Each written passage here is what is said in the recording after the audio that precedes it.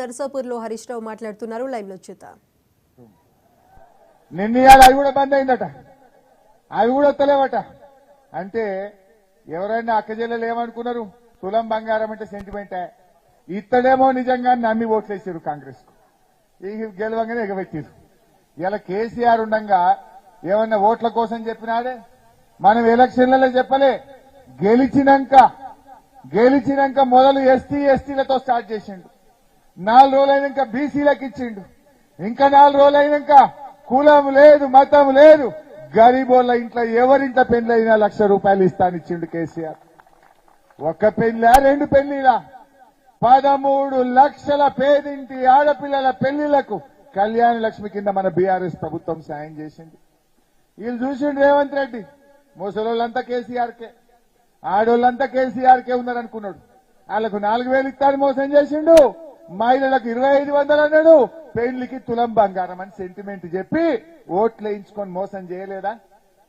మొన్న ఎప్పుడో పేపర్లో చూసిన, కాంగ్రెస్ వచ్చినాక 3 నెలల్లో బంగారం ధర 15% పెరిగిందట, సిమెంట్ ధర పెరిగిందట, సలాక ధర పెరిగిందట, ఇసుక ధర పెరిగిందట, కంకర ధర పెరిగిందట.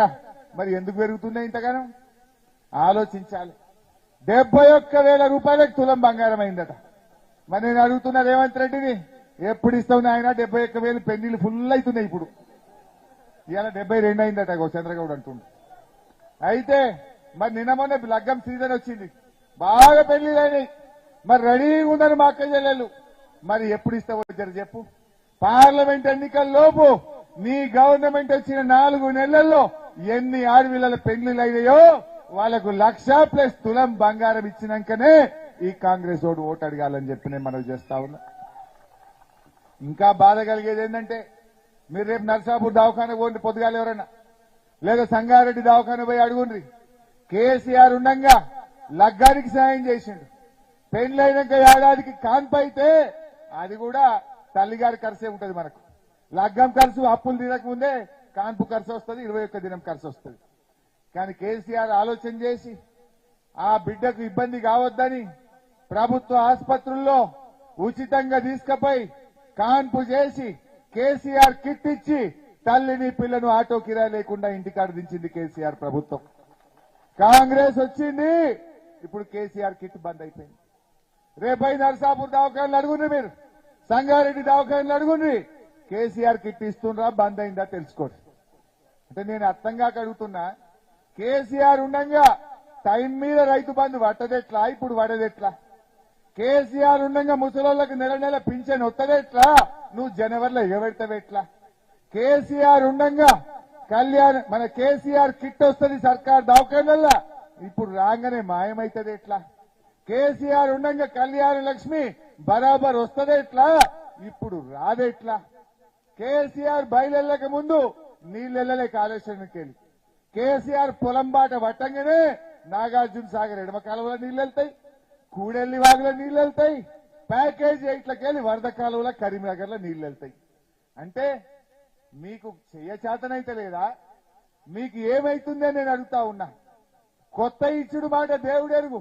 కేసీఆర్ ఇచ్చే కళ్యాణ లక్ష్మి బంద్ కాబట్టి, కేసీఆర్ కిట్టు బంద్ కాబట్టి, తాగడానికి మంచినీళ్లు సరిగా రావాయే, కాలువల కింద నీళ్లు రాక పంటలు ఎండిపోతాయాయే, టైం మీద రైతు బంధు రాదాయే, కేసీఆర్ ఇచ్చినట్టు 24 గంటల కరెంట్ ఇవ్వైతివి. కరెంట్ వచ్చినాదే మున్పటి లెక్క, మళ్ళా మోటార్లు కాలుతున్నాయి. నాకు తెలిసి ఇక్కడ ఉండే ప్రతి రైతుది ఒక్కసారో 2 సార్లు మోటార్ గాలి ఉంటది. కాలేదు అనంతరెడ్డి సార్, నీవి ఎవళ్ళన్నా తీసుకో, ఖచ్చితంగా ఒక్కసారో 2 సార్లు మోటార్ కాలుతుంది. మోటార్ కాలితే 10,000 ఖర్చు. మరి కేసీఆర్ ఉండగా మోటార్లు గాలయ్యట్లా, కాంగ్రెస్ వాళ్ళు రాగానే కాల్తాయట్లా? ఇది చెయ్యరాకనా? రైతుల మీద ఏమన్నా కక్షనా? దయచేసి మీరు ఆలోచన చెయ్యండి. దళిత బంధు బంద్ అయింది, బీసీ బంధు బంద్ అయింది, మాటలు ఎక్కువ చేతలు తక్కువ తమ్మి.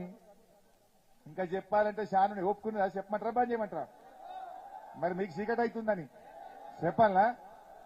ఇక ఉద్యోగులకు ఏం చెప్పిండ్రు? ఇగో కేసీఆర్ ఏంది ఇవన్నీ చెప్పమంటావా? నిరుద్యోగులకు 4,000 నిరుద్యోగ భృతి ఇస్తామన్నారు. ఇదైతే ఎంత సిగ్గు లేకుండా మాట్లాడిందో చూపిస్తా మీకు. ఎంత బాధ ఏంటంటే ఇదే రేవంత్ రెడ్డి నిరుద్యోగ యువకులకు నెలకు 4,000 ఇస్తా అంటాడు. ప్రియాంక గాంధీ వచ్చి నెలకు 4,000 ఇస్తా అన్నది. కాంగ్రెస్ మేనిఫెస్టోలో చెప్పిండ్రు. నేను మొన్న అసెంబ్లీలో పట్టుకున్నా.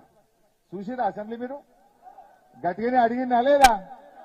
రేపు కూడా అడగాలనా వద్దా? అడగాలంటే ప్రశ్నించే గొంతును గెలిపియాలి.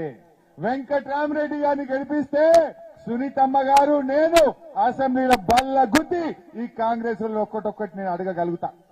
ఎందుకు ఈ మాట అంటున్నా?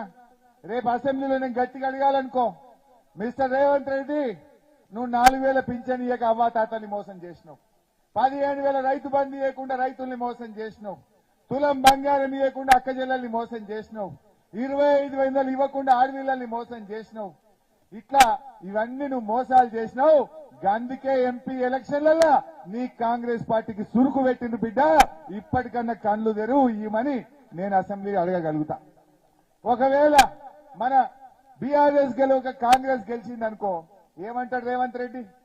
ఏమయ్యా హరీశ్రావు నువ్వు బాగంటున్నావు, నేను 2 లక్షల రుణమాఫీ ఎగ్గొట్టినా, 500 బోనస్ ఎగ్గొట్టినా, 15,000 రైతు బంధు ఎగ్గొట్టినా, ఆడపిల్లలకు 2,500 ఎగ్గొట్టినా, ముసలోళ్లకు 4,000 ఎగ్గొట్టినా, స్కూల్ పోయే పిల్లలకు స్కూటీలు ఎగ్గొట్టినా, కళ్యాణ లక్ష్మి ఎంబడ తులం బంగారం ఎగ్గొట్టినా, అన్ని ఎగ్గొట్టినా నాకే ఓట్లేసి నువ్వేం మాట్లాడతావా అనడా?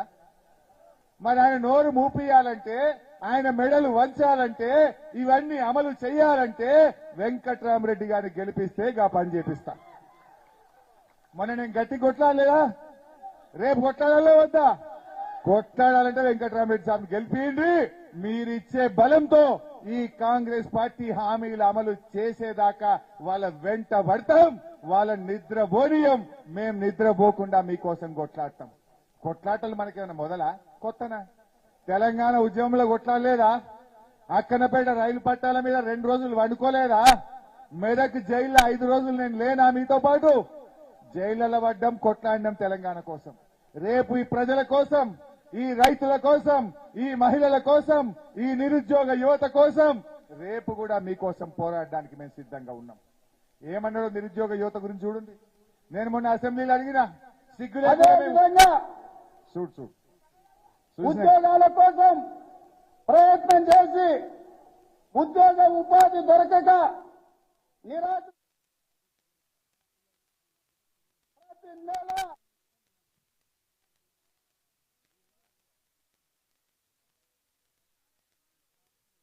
యువకులను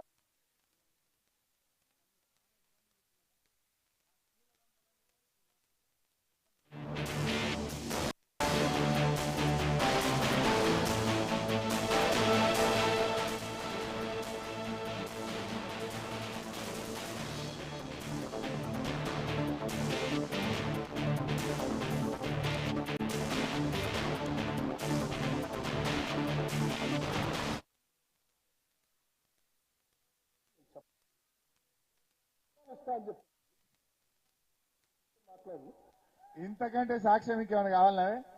ఇది ఇంతకంటే మోసం పట్టవగలు దొరకలే. అసెంబ్లీలో నిండు అసెంబ్లీలో అబద్దమాడిండు.